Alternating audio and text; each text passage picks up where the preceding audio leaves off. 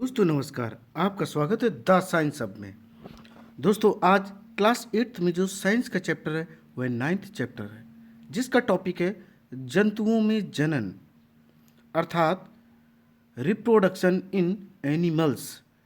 अब हम आपको दोस्तों बता दें कि जनन क्यों इम्पोर्टेंट होता है, जनन क्या होता है। जनन की आवश्यकता इसलिए पड़ती है ताकि हम लोग अपने वंश और जाति को बरकरार रख सकें। और जनन होता कैसे है? यह दो तीन टाइप से होता है। एक लिंगी होता और दूसरा दो लिंगी होता है। एक लिंगी में एक ही में दोनों पाए जाते हैं, चाहे वह मेल हो चाहे फीमेल हो। और द्विलिंगी में जनन के लिए क्या है, मेल फीमेल दोनों की आवश्यकता पड़ती है। एक लिंगी में एक ही शरीर में मेल और फीमेल दोनों जो विशेषताएं हैं वह पाई जाती या यूं कहें ऑर्गेनिज्म पाए जाते हैं। दोस्तों इस चैप्टर के मैं क्वेश्चन आंसर भी कंप्लीट करवाऊंगा। आइए दोस्तों स्टार्ट करते हैं। जंतुओं में जनन। आपने पाचन, परिसंचरण एवं श्वसन प्रक्रम के बारे में पिछली कक्षा में पढ़ा था। क्या आपको इनके विषय में याद है? ये प्रक्रम प्रत्येक जीव की उत्तरजीविता के लिए आवश्यक हैं। आप पौधों में जनन के प्रक्रम के विषय में भी पढ़ चुके हैं। बिल्कुल दोस्तों, मैंने आपको बताया है कि पेड़ पौधे भी जनन करके ही अपने वंश और जाति को बरकरार रखते हैं। एक सीधी सी बात है, जनन के माध्यम से ही पीढ़ी दर पीढ़ी विभिन्न प्रकार की जीव जंतुओं की उत्पत्ति हो रही है। आपने देखा भी होगा कि दादी बाबा की शादी हुई, नानी नाना की शादी हुई, मॉम डैड की शादी हुई, अंकल आंटी की। इस तरीके से यह एक प्रोसेस चलता आ रहा है जिससे हम अपने वंश को बढ़ाते जा रहे हैं। दोस्तों जनन जाति, जिसको जाति को इंग्लिश में स्पीसीज कहते हैं, जनन को इंग्लिश में रिप्रोडक्शन कहते हैं। जनन जाति की निरंतरता बनाने के लिए आवश्यक है। कल्पना कीजिए यदि जीव प्रजनन नहीं करते तो क्या होता। आप इस बात को मानेंगे कि जीवों में जनन का विशेष महत्व है, क्योंकि यह एक जैसे जीवों में पीढ़ी दर पीढ़ी निरंतरता बनाए रखना सुनिश्चित करता है। आप पिछली कक्षा में पौधों में जनन के विषय में पढ़ ही चुके हैं। इस अध्याय में हम क्या बताएंगे आपको, जंतु किस प्रकार जनन करते। मैं दोस्तों आपको बता दूं, जंतु की कैटेगरी में ह्यूमन बीइंग आता है, बट जो मनुष्य होता है वह एक बुद्धिजीवी प्राणी होता है। क्या होता है? बुद्धिजीवी प्राणी होता है। आइए दोस्तों अब देखेंगे जनन की विधियां। क्या आपने विभिन्न जंतुओं के बच्चों को देखा है? बिल्कुल दोस्तों, आप जितने जानवर देखते हैं, शेर हो, चीता हो, हाथी हो, गेंडा हो, गाय, भैंस, बकरी, मनुष्य, लोमड़ी, भालू, इनके बच्चों में और इनमें कुछ ना कुछ अंतर होता है। इन सब में जितनी विविधताएं, सभी के बच्चों में कुछ ना कुछ थोड़ी बहुत विभिन्नताएं दोस्तों पाई जाती हैं। बट ये लोग जनन करते ताकि इनका जो वंश है, स्पीसीज है, वह बरकरार बनी रहे। हम सारणी 9.1 में भरने का हम प्रयास करेंगे, जैसा कि क्रम संख्या 1 एवं 5 में उदाहरण देकर दर्शाया गया है। आपने विभिन्न जंतुओं के बच्चों का जन्म होते हुए भी देखा होगा। क्या आप बता सकते हैं कि चूजे और इल्ली, जिसे कैटरपिलर कहते हैं, किस प्रकार जन्म लेते हैं? ब्लोटे और पिल्ले का जन्म किस प्रकार होता है? क्या आप सोचते हैं कि जन्म से पूर्व ये जीव वैसे ही दिखाई देते थे जैसे कि वह अब दिखाई देते हैं? आइए पता लगाते हैं। पौधों की ही तरह जंतुओं भी जनन की दो विधियां होती। कौन कौन सी? फर्स्ट होती लैंगिक जनन, जिसको इंग्लिश में सेक्सुअल रिप्रोडक्शन कहते हैं। दूसरी विधि होती अलैंगिक जनन, जिसको इंग्लिश में एसेक्सुअल रिप्रोडक्शन दोस्तों कहते हैं। देखिए दोस्तों, ये सारणी है 9.1 में। इसमें करना क्या है, लिखना है कि बिल्ली के बच्चे को क्या कहते हैं, कुत्ते के बच्चे को क्या कहेंगे, तितली के बच्चे को क्या कहेंगे, मुर्गी के बच्चे, गाय, मेढक, इनके बच्चों को क्या कहेंगे, ये आप स्वयं करिएगा। आइए दोस्तों अब देखेंगे हम लोग लैंगिक जनन। क्या देखना है? लैंगिक जनन। लैंगिक जनन में दोनों नर और मादा दोनों की आवश्यकता पड़ती है। और इसका एक सटीक एग्जाम्पल बता दें, लगभग जितने जंतु होते हैं इंक्लूडिंग ह्यूमन बीइंग अर्थात मनुष्य भी इसी में आता है दोस्तों। देखिए क्लास 7th में आपने पौधों में जनन के विषय में पढ़ा था, इसे स्मरण करने का प्रयास कीजिए। आपको याद होगा कि लैंगिक जनन करने वाले पौधों में नर और मादा जननांग होते हैं। क्या आप इन भागों के नाम बता सकते हैं? जंतुओं में भी नर एवं मादा में विभिन्न जनन भाग अथवा अंग होते हैं। पौधों की ही तरह जंतु भी नर एवं मादा युग्मक बनाते हैं जो संलयित होकर युग्मनज बनाते हैं। यह युग्मनज विकसित होकर एक नया जीव बनाता है। इस प्रकार का जनन जिसमें नर तथा मादा युग्मक का संलयन होता है लैंगिक जनन कहलाता है। आइए हम मनुष्य में जनन भागों का पता लगाएं तथा जनन प्रक्रम का अध्ययन करें। बिल्कुल दोस्तों, देखिए नर जनन अंग, नर जनन अंग की बात हो रही है अर्थात मैन की, किसकी? मेल की बात हो रही है। नर जनन अंगों में एक जोड़ा वृषण होता है, 2 शुक्राणु नलिका तथा एक शिशन जिसको लिंग कहते हैं। चित्र 9.1 में अभी आपको हम दिखाएंगे। वृषण नर युग्मक उत्पन्न करते हैं जिन्हें शुक्राणु इंग्लिश में सीमेन कहते हैं और वृषण को इंग्लिश में टेस्टिस कहते हैं। वृषण लाखों शुक्राणु उत्पन्न करते हैं। चित्र 9.2 को अभी आपको हम दिखाएंगे। इसमें शुक्राणु का चित्र दिखाया गया है। शुक्राणु यद्यपि बहुत सूक्ष्म होते हैं पर प्रत्येक में एक सिर, एक मध्य भाग, एक पूंछ होती है। क्या शुक्राणु एकल कोशिका जैसे प्रतीत होते हैं? वास्तव में हर शुक्राणु में कोशिका के समान संघटक पाए जाते हैं। आइए दोस्तों अब हम आपको चित्र दिखाते हैं। ये देखिए दोस्तों, चित्र 9.1 मानव में नर जननांग। ये जो आप सर्किल देख रहे हैं ये वृषण हैं, इनको इंग्लिश में टेस्टिस कहते हैं। ये नर में नीचे की ओर शरीर के बाहर लटके रहते हैं। जस्ट किसके नीचे दोस्तों? पेनिस के नीचे, शिशन के नीचे अर्थात लिंग के नीचे। क्यों लटके रहते हैं? क्योंकि इनको शरीर से कम टेम्परेचर की ज़रूरत होती है। सर्दियों में क्या होता, ये ऊपर चढ़ जाते हैं क्योंकि जो वातावरण का टेम्परेचर है वह काफ़ी कम हो जाता है दोस्तों। तो आप वृषण देख पा रहे होंगे, ठीक है दोस्तों, शिशन देख पा रहे होंगे, शुक्राणु नलिका आप लोग देख पा रहे होंगे दोस्तों। ये इस तरीके का नर जनन अंग तंत्र होता है। अब हम आपको दिखाएंगे चित्र 9.2 मानव शुक्राणु अर्थात इसको इंग्लिश में कहेंगे ह्यूमन सीमेन। क्या कहेंगे? ह्यूमन सीमेन। आप देख पा रहे होंगे एक सिरा है, मध्य भाग है, पूंछ है।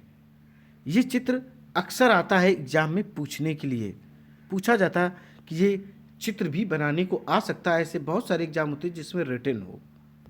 ठीक है दोस्तों, अब देखेंगे हम लोग मादा जनन। ये देखिए दोस्तों, मादा जनन अंग का मतलब होता है फीमेल रिप्रोडक्शन आर्गन अर्थात जो औरत की जनन अंग होते उसके बारे में आपको बताने वाला हूँ। मादा जननांगों में एक जोड़ी अंडाशय, अंडवाहिनी जिसको डिम्ब वाहिनी भी कहते हैं तथा गर्भाशय होता है। चित्र आप लोग देखेंगे 9.3। ये देखिए दोस्तों, ये रहा चित्र 9.3 मानव में मादा जननांग। देखिए दोस्तों, अंडवाहिनी है जिसको डिम्ब वाहिनी भी कहते हैं, अंडाशय और गर्भाशय है। ये मानव मादा जननांग है। अंडाशय देखो, अंडाशय मादा युग्मक उत्पन्न करते हैं जिसे अंडाणु या डिम्ब कहते हैं। चित्र 9.4 में अभी दिखाएंगे। मानव स्त्रियों में प्रति मास दोनों अंडाशयों में से एक अंडाशय क्या होता है? अंडाशय से विकसित अंडाणु अथवा डिम्ब का निर्मोचन अंडवाहिनी में होता है। इसमें क्या बताया गया है? जैसे मानव अर्थात स्त्रियों की हम लोग बात करें, प्रतिमास दोनों अंडाशय में से किसी एक अंडाशय से एक विकसित अंडाणु अथवा डिम्ब का निर्मोचन अर्थात निकलना होता है अंडवाहिनी में। किसमें? अंडवाहिनी में। गर्भाशय वह भाग है जहाँ शिशु का विकास होता है। अगर आपसे पूछा जाए कि शिशु का विकास कहाँ होता है तो गर्भाशय में होता है। शुक्राणु की तरह अंडाणु भी एकल कोशिका होते हैं। देखिए दोस्तों, एक बहुत अच्छा क्वेश्चन है। जो शुक्राणु होते हुए बहुकोशिकीय होते, एक कोशिकीय होते, आकोशिकीय होते, तो आप आंसर देंगे ये एक कोशिकीय होते हैं। इसी तरीके के अंडाणु भी एकल कोशिका के होते, अर्थात एक कोशिका के ही होते हैं। अब आप लोग चित्र देख पा रहे होंगे 9.4 मानव अंडाणु। यहाँ पर इसका मतलब है स्त्री के अंडाणु की चर्चा चल रही है, अर्थात फीमेल का यह दिया गया है। देखिए दोस्तों, इसमें क्या है, गोल सर्किल है और बीच में एक केंद्रक दोस्तों दिया गया है। बूझों को पता है कि विभिन्न जंतुओं में अंडे का साइज अलग अलग होता है। अंडाणु अति सूक्ष्म हो सकते हैं, जैसे कि मनुष्य में, अथवा बहुत बड़े भी होते हैं। जैसे कि मुर्गी के अंडे, शुतुरमुर्ग का अंडा सबसे विशाल होता है। मैंने आपको पिछले चैप्टर में बताया था इसके बारे में। दोस्तों अब पढ़ेंगे हम लोग निषेचन, जिसको इंग्लिश में फर्टिलाइजेशन कहते हैं। हिंदी में क्या है निषेचन, इंग्लिश में इसको हम लोग फर्टिलाइजेशन कहते हैं। जनन प्रक्रम का वह पहला चरण शुक्राणु और अंडाणु का संलयन है। जब शुक्राणु अंडाणु के संपर्क में आते हैं तो इनमें से एक शुक्राणु अंडाणु के साथ संलयनित हो जाता है। शुक्राणु और अंडाणु का यह संलयन निषेचन कहलाता है। अगर आपसे पूछा जाए निषेचन क्या होता है, जब शुक्राणु और अंडाणु का संलयन होता है, अर्थात जब ये मिलते हैं तब फर्टिलाइजेशन होता है, निषेचन होता है। चित्र 9.5 में अभी आपको हम दिखाते हैं। निषेचन के समय शुक्राणु और अंडाणु संलयित होकर एक हो जाते हैं। निषेचन के परिणाम स्वरूप युग्मनज का निर्माण होता है, वो हम चित्र 9.6 में दिखाएंगे। पहले आप लोग दोस्तों देखेंगे चित्र 9.5 निषेचन अर्थात फर्टिलाइजेशन। देखिए दोस्तों, अंडाणु दिखाया गया। इस अंडाणु में किस तरीके से शुक्राणु प्रवेश कर रहे हैं, अर्थात एंट्री कर रहे हैं। अब आप लोग देखेंगे युग्मनस। देखिए संलयनित केंद्र, अर्थात यहाँ पर क्या हो गया है, जो आपके शुक्राणु थे और क्या था एक चीज अंडाणु, दोनों इसमें मिल गए हैं। और इसकी मिलने की क्रिया को हम निषेचन कहते हैं, साथ में इसकी मिलने की क्रिया को युग्मनस भी कहते हैं। क्या आपको जानकारी थी कि एक युग्मनज नए व्यष्टि का प्रारंभ है। निषेचन के प्रक्रम में स्त्री, जिसको हम माँ कहते हैं, कि अंडाणु और नर, जिसे हम पिता भी कह सकते हैं, कि शुक्राणु का संयोजन होता है। अतः नई संतति में कुछ लक्षण अपनी माता पिता से तथा कुछ लक्षण अपने पिता से वंशानुगत होते हैं। दोस्तों यहाँ कहने का मतलब यह है कि जो हमारे करैक्टर हैं, जो हमारी विशेषताएं हैं, जो हमारे गुण हैं, हमारे शरीर की बनावट है, वह अपने गार्जियन से मैच करती। मम्मी पापा से मैच करेगी, या हमारे दाई बाबा से मैच करेगी, मामा से, अंकल से, इन लोगों से, नानी या नाने से, नाना से मैच करते हैं। अपने भाई अथवा बहन को देखिए, ये पहचानने का प्रयास कीजिए कि उनमें कौन से लक्षण माता से और कौन से लक्षण पिताजी से प्राप्त हुए हैं। वह निषेचन जो मादा के शरीर के अंदर होता है उसे आंतरिक निषेचन कहते हैं। आंतरिक निषेचन को हम लोग इंग्लिश में इंटरनल फर्टिलाइजेशन कहते हैं। मनुष्य, गाय, कुत्ते तथा मुर्गी इत्यादि अनेक जंतुओं में आंतरिक निषेचन होता है। क्या होता है, आंतरिक निषेचन होता है, इंटरनल फर्टिलाइजेशन दोस्तों होता है। देखिए, क्या आपने परक नली शिशु के विषय में सुना है। सभी लोगों ने दोस्तों टेस्ट ट्यूब बेबी के बारे में सुना होगा। आइए दोस्तों उसके बारे में आपको बताता हूँ। बूझो और पहली के अध्यापक ने एक बार कक्षा में बताया था कि कुछ स्त्रियों की अंडवाहिनी अवरुद्ध होती हैं। ऐसी स्त्रियां शिशु उत्पन्न करने में असमर्थ होती हैं, क्योंकि निषेचन के लिए शुक्राणु मार्ग अवरुद्ध होने के कारण अंडाणु तक नहीं पहुंच पाते। ऐसी स्थिति में डॉक्टर ताज़ा अंडाणु एवं शुक्राणु एकत्र करके उचित माध्यम में कुछ घंटों के लिए एक साथ रखते हैं, जिसे IVF अथवा इन विट्रो निषेचन या इन विट्रो फर्टिलाइजेशन कहते हैं। यह शरीर से बाहर कृत्रिम निषेचन कहलाता है, अर्थात ये शरीर के अंदर किसी भी प्रकार का कोई निषेचन नहीं होता, यह निषेचन शरीर के बाहर होता है। अगर निषेचन हो जाता है तो युग्मनज को लगभग 1 सप्ताह तक विकसित किया जाता है, जिसके पश्चात उसे माता के गर्भाशय में स्थापित किया जाता है। माता के गर्भाशय में पूर्ण विकसित होता है तथा शिशु का जन्म सामान्य शिशु की तरह ही होता है। इस तकनीक द्वारा जन्मे शिशु को परक नली शिशु कहते, इंग्लिश में से टेस्ट ट्यूब बेबी कहते हैं।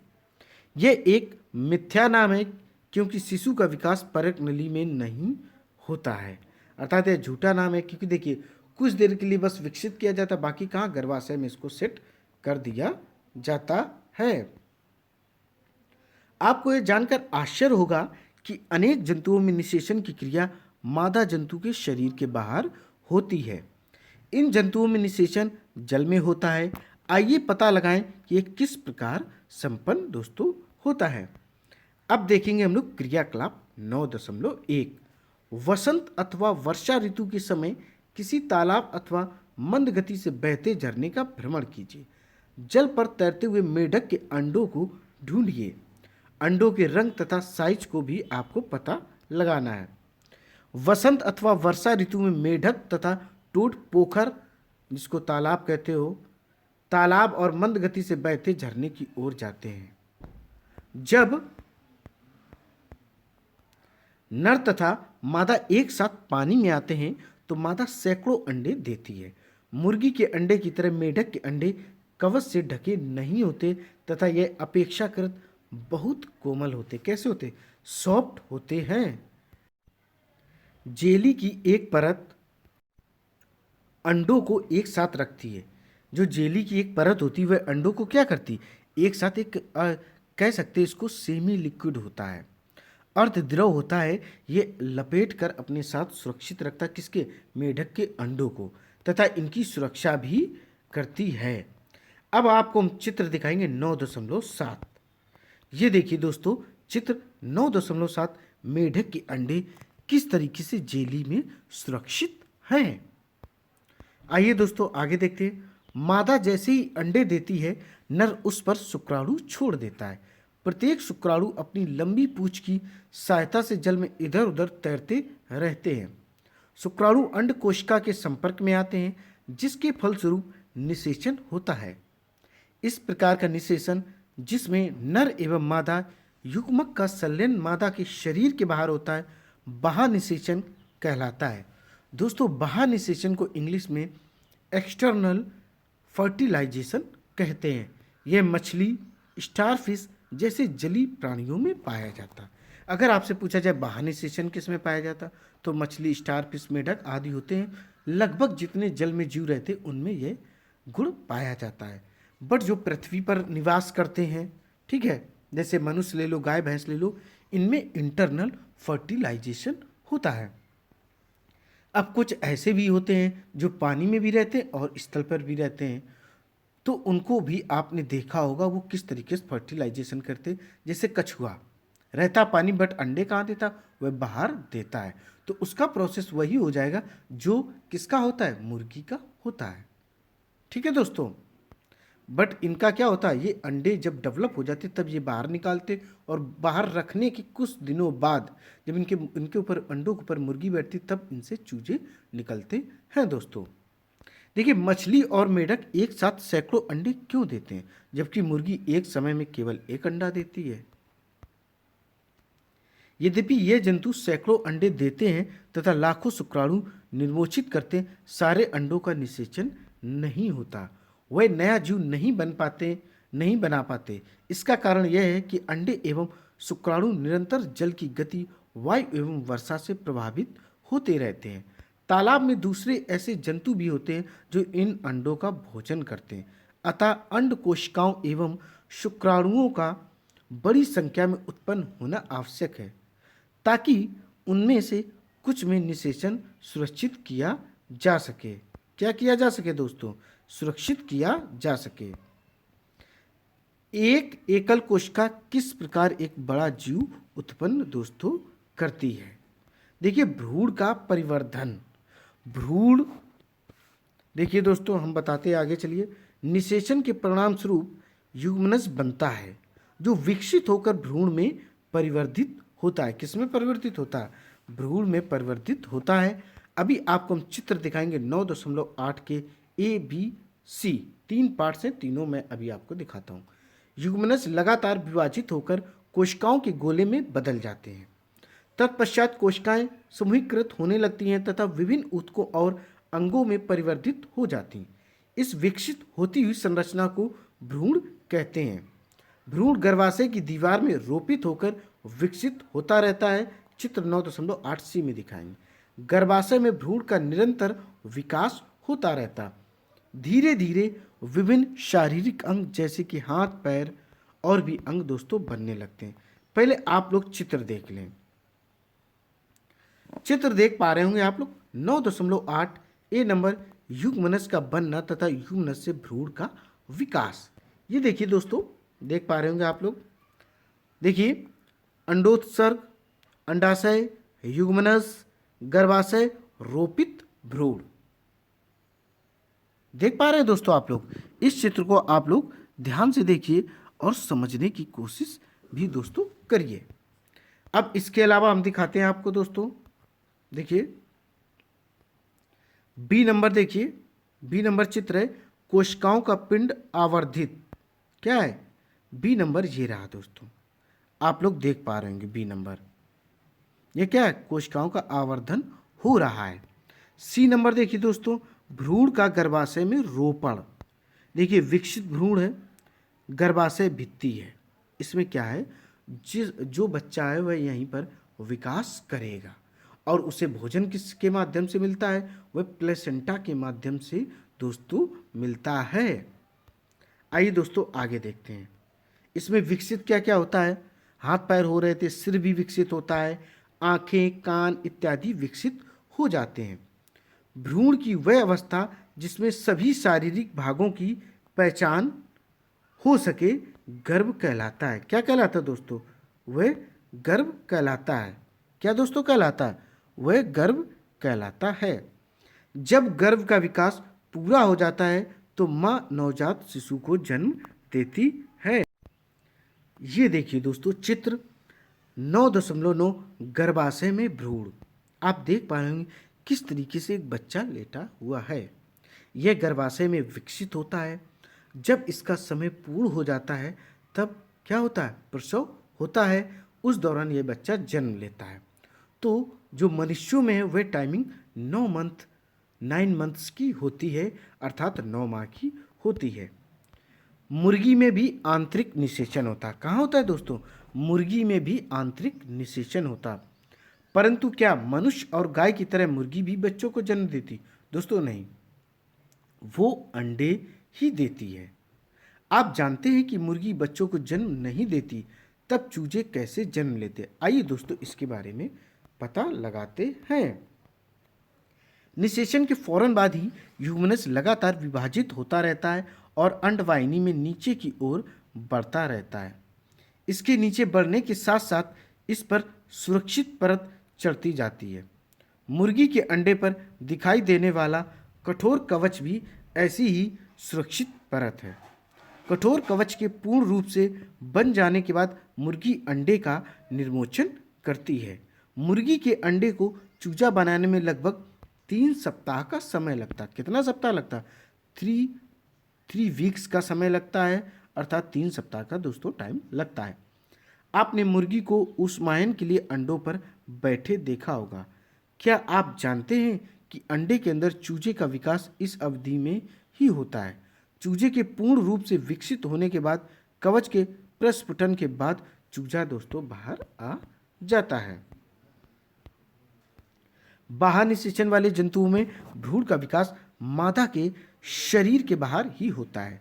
भ्रूण अंडावरण के अंदर विकसित होता रहता है।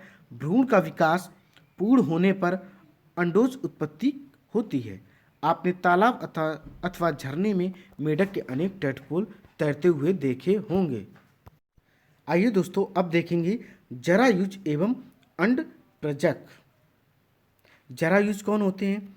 जो बच्चे को जन्म देते हैं उनको जरायुज कहते हैं, और जो अंडे देते हैं, अंडे उत्पादित करते हैं, उनको अंड प्रजक कहते हैं। हमने जाना कि कुछ जंतु विकसित शिशु को जन्म देते हैं, जबकि कुछ जंतु अंडे देते हैं जो बाद में शिशु में विकसित होते हैं।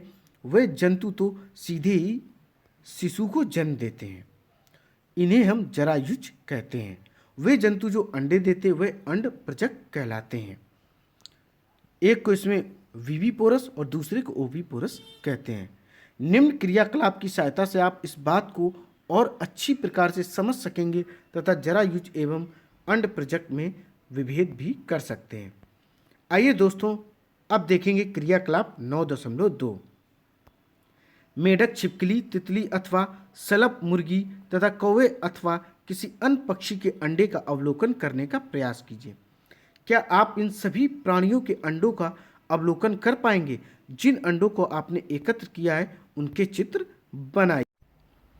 कुछ जंतुओं के अंडों का अवलोकन करना सरल है क्योंकि उनकी मां शरीर के बाहर अंडे देती है, परंतु आप गाय, कुत्ता अथवा बिल्ली के अंडे एकत्र नहीं कर सकते हैं।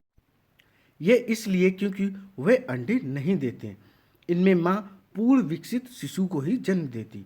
ये जरायुज जंतुओं के उदाहरण हैं। अब आप जरायुज एवं अंडप्रजक जंतुओं के कुछ अनुदाहरण भी आप दे सकते, समझ सकते हैं। जो अंडे देंगे वह अंडप्रजक कहलाएंगे। जो बच्चों को सीधा जन्म देंगे वह क्या कहलाएंगे? जरायुज कहलाएंगे।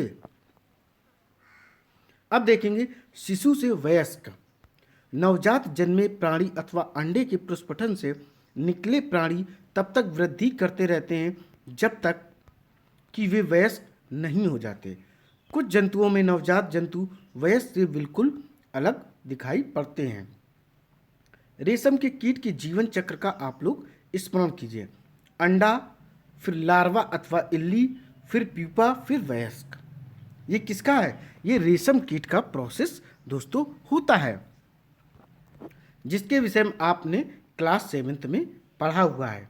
मेढक इस प्रकार के जंतुओं का अन्य एक उदाहरण भी है। चित्र 9.10 में देखिएगा। मेढक में अंडे से प्रारंभ करके वयस्क बनने की विभिन्न अवस्थाओं का प्रेक्षण कीजिए। हम 3 स्पष्ट अवस्थाओं अथवा चरणों को देख पाते हैं। पहला कौन है? अंडा। फिर उसके बाद टैडपोल। टैडपोल को ही लार्वा कहते हैं। इसके बाद वयस्क अर्थात एडल्ट पूर्ण विकसित मेढक बन जाता है। क्या टैडपोल वयस्क मेढक से भिन्न दिखाई नहीं देते? क्या आप सोच सकते हैं कि किसी दिन ये टैडपोल वयस्क मेढक बन जाएंगे? उसी प्रकार रेशम कीट की इल्ली या प्यूपा वयस्क रेशम कीट से बहुत अलग दिखाई पड़ता है। वयस्क में पाए जाने वाले लक्षण नवजात में नहीं पाए जाते हैं। फिर टैडपोल अथवा इल्ली का बाद में दोस्तों क्या होता है? आइए आपको हम चित्र दिखाते हैं। 9.10 मेढक का जीवन चक्र। इसको दोस्तों आप लोग ध्यान से देखें। मेढक ने क्या किया? अंडे दिए। ए नंबर में इसने अंडे दिए। बी नंबर में क्या? आरंभी टैडपोल। शुरुआती दौर में इस तरीके का टैडपोल होता है। फिर सी नंबर में देखिए बाद का टैडपोल, इससे थोड़ा सा बड़ा दिख रहा है, तो इससे थोड़ा सा ये टैडपोल क्या बड़ा हो जाता है। और उसके बाद जो 4th नंबर कंडीशन आती, डी नंबर आती, पूर्ण विकसित मेढक, जिसको एडल्ट कहते हैं। क्या कहते हैं? वयस्क भी कहेंगे, वयस्क मेढक भी इसको कहते दोस्तों हैं। आइए आगे देखिए। आपने एक सुंदर सलभ को कोकून से बाहर निकलते देखा होगा। टैडपोल रूपांतरित होकर वयस्क में बदल जाता है, जो छलांग लगा सकता और तैर सकता है। कुछ विशेष परिवर्तनों के साथ टैडपोल का वयस्क में रूपांतरण कायांतरण कहलाता है। जैसे जैसे हम बड़े होते हैं हम शरीर में किस प्रकार के परिवर्तन देखते हैं? क्या आप सोचते हैं कि हमारा भी कायांतरण होता है? मनुष्य में जन्म के समय से ही नवजात शिशु में वयस्क समान शारीरिक अंग मौजूद होते हैं। आइए मेरे प्यारे दोस्तों, अब पढ़ेंगे अलैंगिक जनन, जिसको इंग्लिश में एसेक्सुअल रिप्रोडक्शन कहते हैं। अब तक दोस्तों आपने पढ़ा था लैंगिक जनन के बारे में। अब बारी आ गई है अलैंगिक जनन।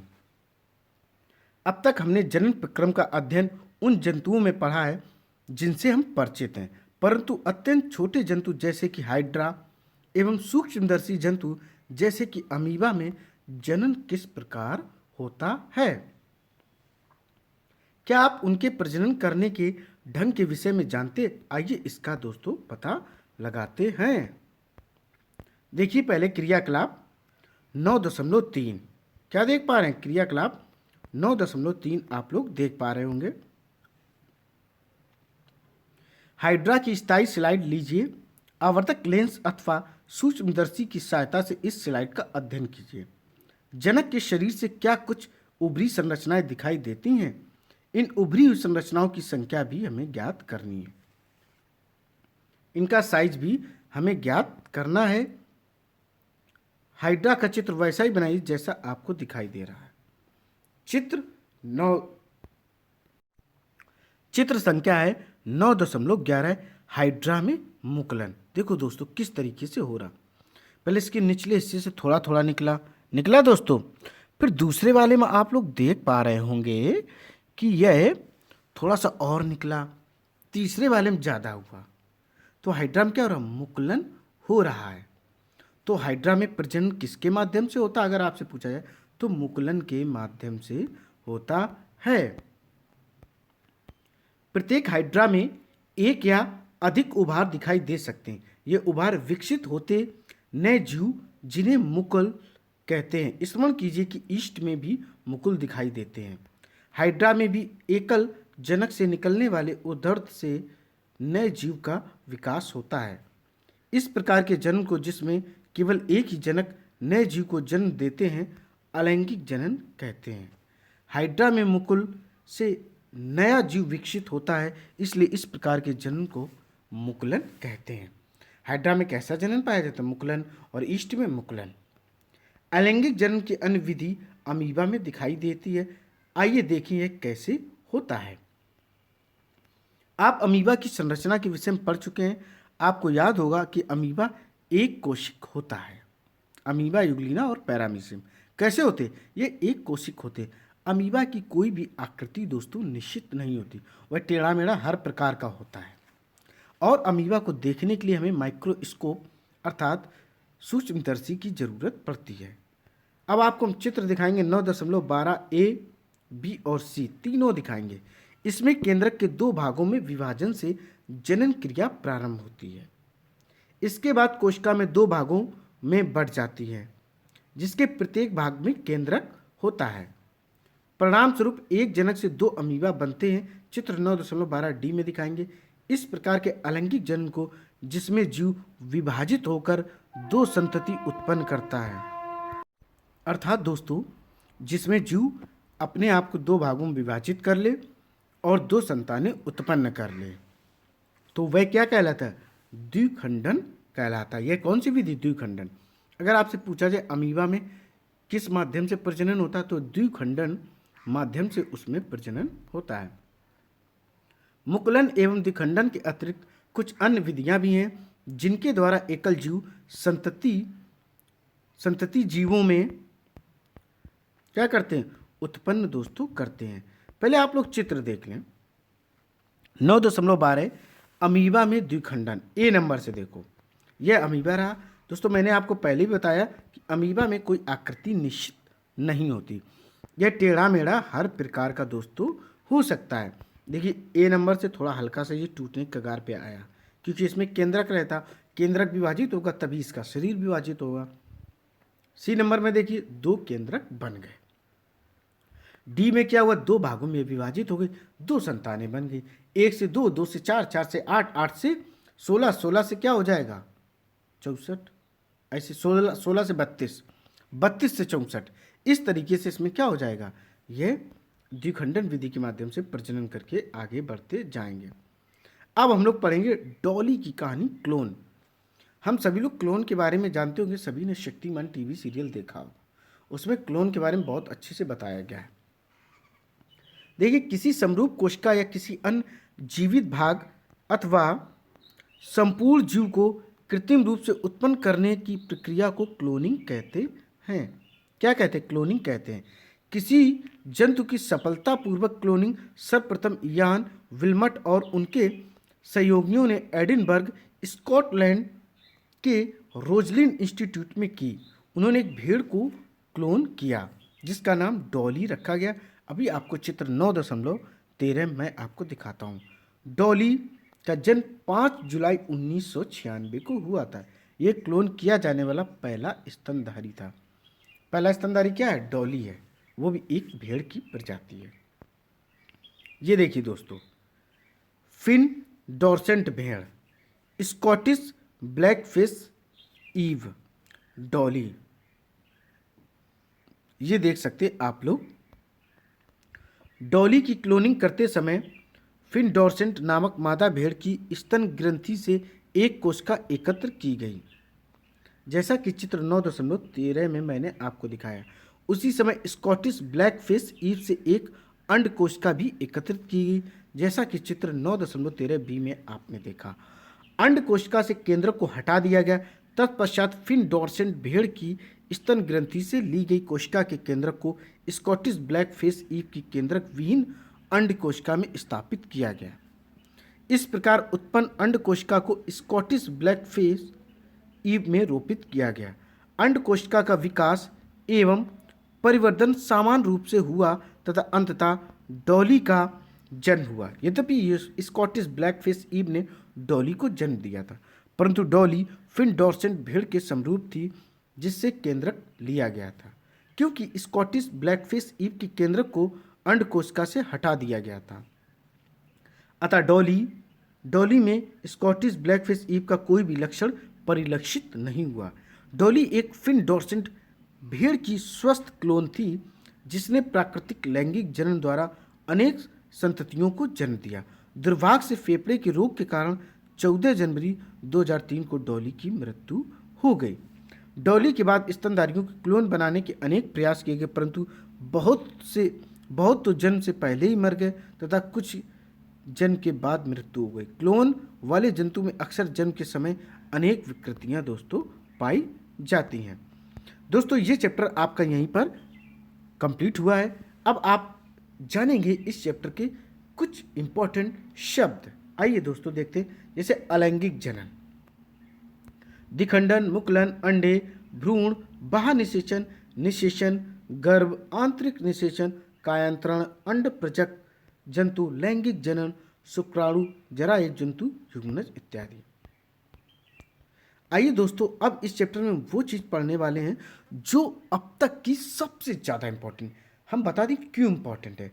दोस्तों इस कुछ चंद लाइनों में आपको इस चैप्टर का पूरा सेंट्रल आइडिया मिल जाएगा, जिससे आपके हर एक पॉइंट्स क्लियर दोस्तों हो जाएंगे। तो बस आपको ध्यान से इसको सुनना है।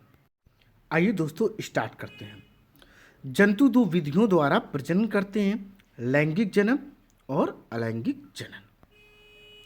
नर युग्मक एवं मादा युग्मक के संलयन द्वारा जनन को लैंगिक जनन कहते हैं। अंडाशय, अंडवाहिनी एवं गर्भाशय मादा के जनन अंग हैं। नर के जनन अंग वृषण, शुक्राणु नली एवं शिशन होते हैं। अंडाशय मादा युग्मक उत्पन्न करते हैं जिसे अंडाणु कहते हैं, जिसे क्या कहते हैं? अंडाणु कहते हैं। वृषण नर युग्मक उत्पन्न करते हैं जिसे शुक्राणु कहते हैं। अंडाणु एवं शुक्राणु का संलयन निषेचन कहलाता है। निषेचित अंडा युग्मनज कहलाता है। मादा के शरीर के अंदर होने वाले निषेचन को आंतरिक निषेचन कहते हैं। ये मनुष्य एवं अन्य जंतुओं जैसे कि मुर्गी, गाय एवं कुत्ते इत्यादि में होता है। वह निषेचन जो मादा के शरीर के बाहर होता है बाह्य निषेचन कहलाता है। यह मेढक, मछली, स्टारफिश इत्यादि में दिखाई देता है। युग्मनज में अनेक विभाजन होते हैं तथा भ्रूण बनता है। भ्रूण गर्भाशय की दीवार में स्थापित होता है जहां उसकी वृद्धि एवं परिवर्धन होता है।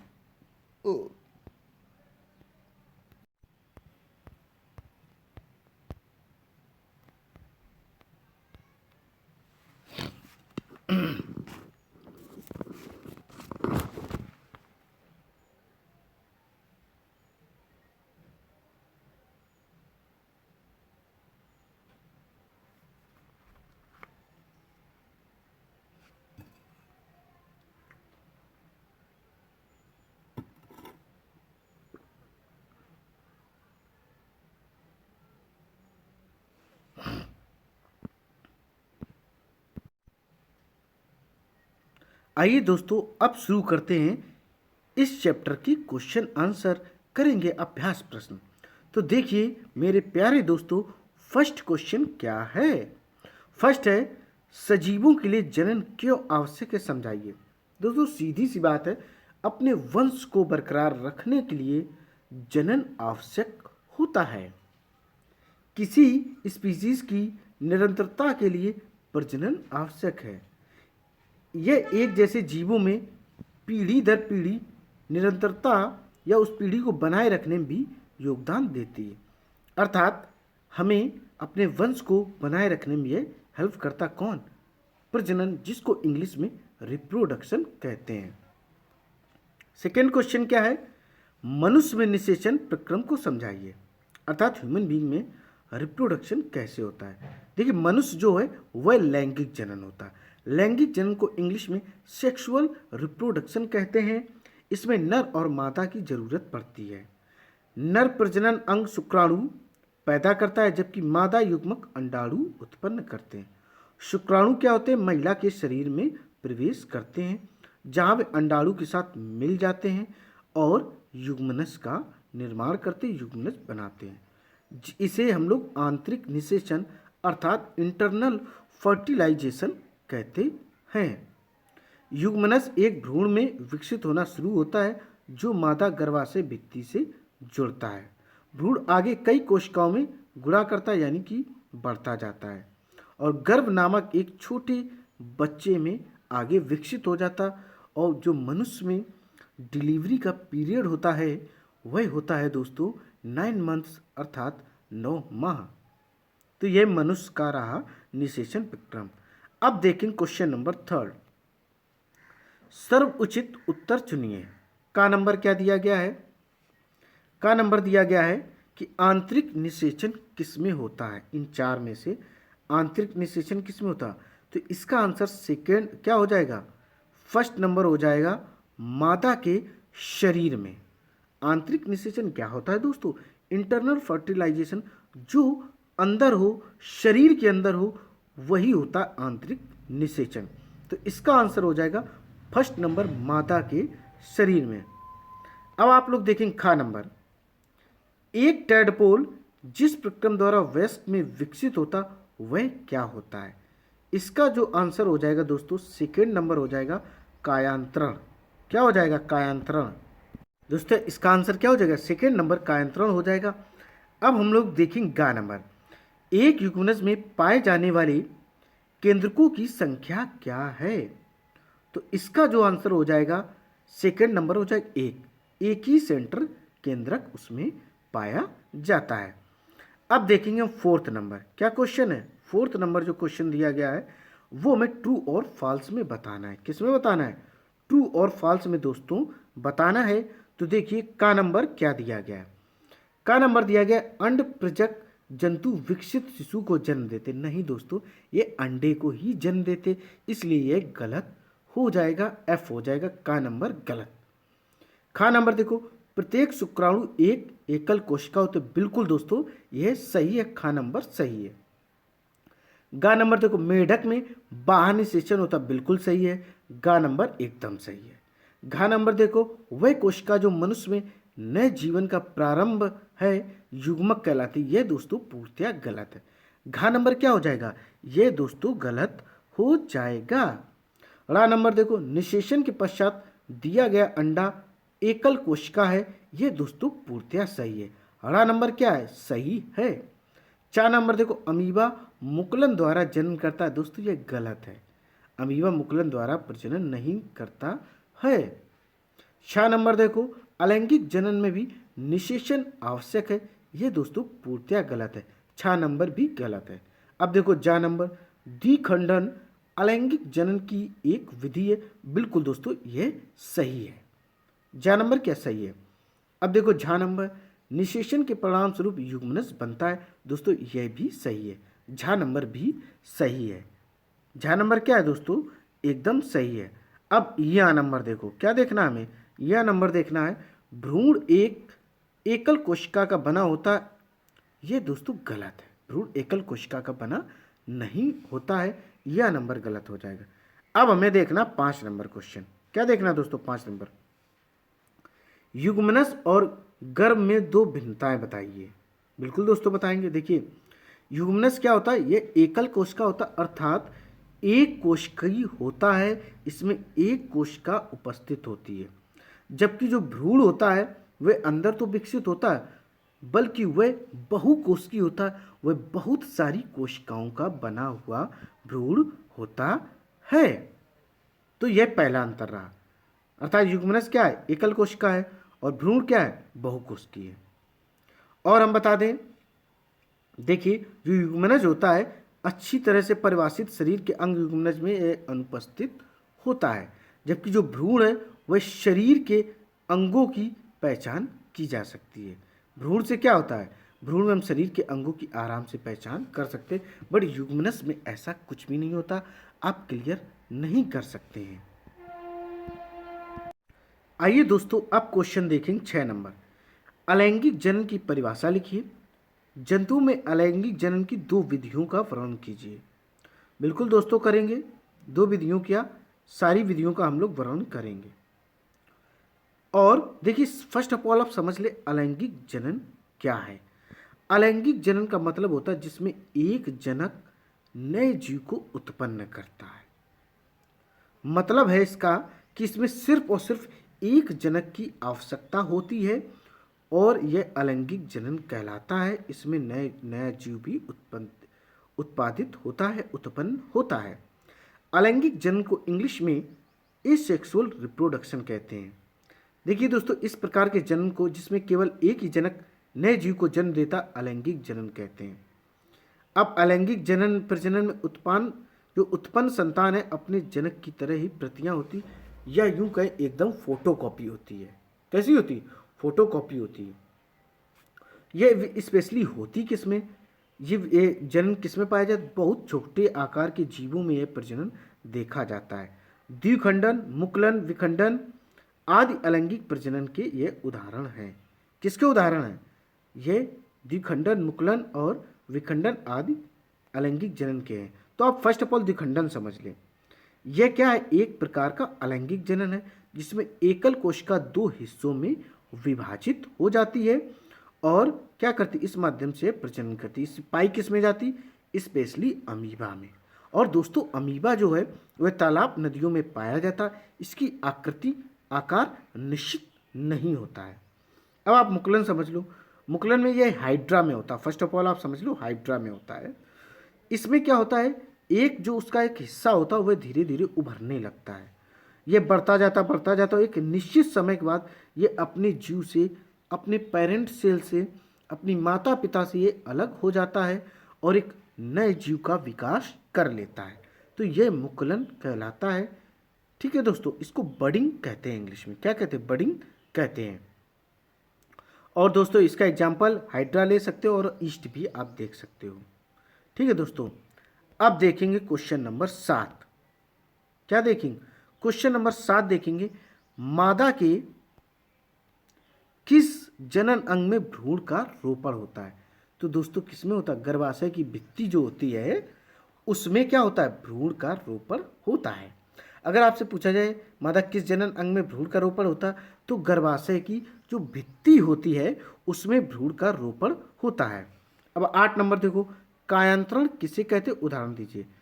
देखिए, कुछ ऐसे विशेष परिवर्तनों के साथ जो लार्वा है उस जो वयस्क में परिवर्तित होता है, रूपांतरित होता है, इस पूरी क्रिया को कायांतरण कहते हैं।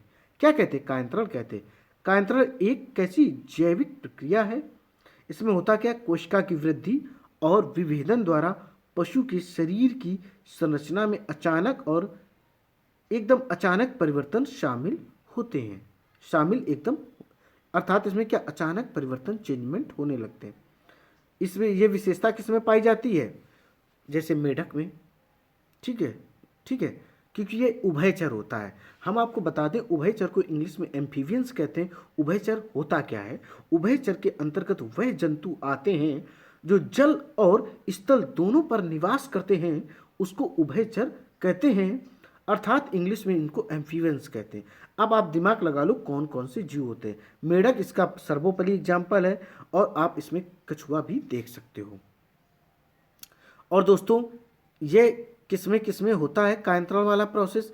ये देखो मेढक में तो होता ही, तितलियों में भी होता, उभयचर के जो जंतु होते लगभग सभी में होता, एक आध को अपवाद को छोड़कर। अब देखेंगे हम लोग 9 नंबर, आंतरिक निषेचन एवं बाह्य निषेचन में भेद कीजिए। बिल्कुल दोस्तों, आंतरिक निषेचन होता क्या है वो मैं आपको बताता हूं। आंतरिक निषेचन को इंग्लिश में कहते हैं इंटरनल फर्टिलाइजेशन और बाह्य निषेचन को कहते हैं एक्सटर्नल फर्टिलाइजेशन। आइए दोस्तों अब समझते हैं फर्स्ट ऑफ ऑल आंतरिक निषेचन, इंटरनल फर्टिलाइजेशन। इसमें क्या होता है, नर और मादा युग्मकों का जो संलयन होता है वह शरीर के अंदर होता है, अर्थात जो निषेचन की क्रिया होती है वह शरीर के अंदर होती है। एग्जाम्पल आप इसमें जंतु देख सकते हैं इंक्लूडिंग ह्यूमन बीइंग, हाथी देख लो, चीता देख लो, शेर देख लो, सभी कहाँ होता है निषेचन? वह शरीर के अंदर होता है, शरीर के अंदर ही होता है, इसीलिए इसे आंतरिक निषेचन कहते हैं। इसमें जो अंडे होते हैं वह कम संख्या में उत्पादित होते हैं। उदाहरण गाय, कुत्ता, मानव देख लो, शेर देख लो, चीता देख लो, गाय देख लो, बकरी देख लो, ये सब आंतरिक निषेचन के उदाहरण हैं। अब आप समझो बाह्य निषेचन। क्या समझना है दोस्तों? बाह्य निषेचन, बाह्य निषेचन में क्या होता है, नर और मादा युग्मकों का संलयन शरीर के बाहर होता, अर्थात बॉडी के बाहर होता है। ठीक है दोस्तों, और इसमें जो संख्या जो अंडे हैं वो आंतरिक निषेचन की अपेक्षा इसमें अंडे अधिक उत्पादित होते हैं। इसमें क्या है, अंडे आंतरिक निषेचन की अपेक्षा अधिक उत्पादित होते हैं। और इसके एग्जाम्पल देखना चाहो तो आप मेढक देख सकते हो, फिश देख सकते हो, इवन जितने भी जलीय जीव होते हैं लगभग सभी में जो निषेचन पाया जाता है वह बाह्य निषेचन पाया जाता, अर्थात एक्सटर्नल फर्टिलाइजेशन पाया जाता है। दोस्तों ये चैप्टर यहीं पर कंप्लीट होता है। उम्मीद है यह चैप्टर आपको पसंद आया होगा। इसी तरीके के एनसीईआरटी की क्लास आपको लगातार मिलते रहेंगे। दोस्तों यह इंपॉर्टेंट किसके लिए है? सिविल सर्विसेज अर्थात यूपीएससी, पीसीएस किसी भी स्टेट का हो, पीजीटी हो, टीजीटी हो, रेलवे ग्रुप डी हो, सीवीटी2 हो या सुपर टेट हो, या जवाहर नवोदय विद्यालय के स्टूडेंट हो, या केबी हो, या यूपी बोर्ड के स्टूडेंट हो, सभी के लिए ये साइंस की क्लास बहुत इंपॉर्टेंट है। आप लोग देखें, इस वीडियो को अधिक से अधिक लाइक करें, शेयर करें और मेरे चैनल को सब्सक्राइब करें। दोस्तों जय हिंद, जय भारत।